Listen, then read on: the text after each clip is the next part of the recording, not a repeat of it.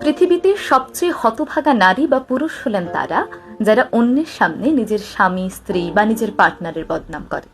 অনেকেই দেখা যায় স্বামী বা স্ত্রীর সাথে কোনো একটি ঝামেলা হলে, কথা কাটাকাটি হলে বা মনোমালিন্য হলে অন্যের কাছে গিয়ে নিজের স্বামীর নামে বদনাম করছেন, নিজের স্বামীর ভুলগুলো অন্যের সামনে তুলে ধরছেন। সেটা তার বান্ধবী হতে পারে কিংবা ওই স্বামীর ক্ষেত্রে তার বন্ধু হতে পারে। আমরা অনেক সময় অন্যের কাছে রাগের মাথায় এই কথাগুলো বলে নিজের রাগটা হালকা করতে চাই, রাগ প্রশমিত করতে চাই।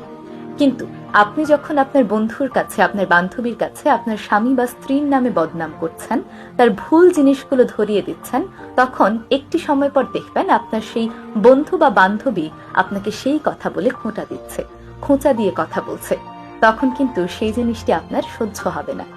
বস্তুত পৃথিবীতে সকল মানুষেরই ভালো এবং খারাপ দুটো দিক আছে। তেমনি আপনার পার্টনারেরও কিন্তু যেমন খারাপ দিক রয়েছে, তেমনি তার অনেক ভালো দিকও রয়েছে।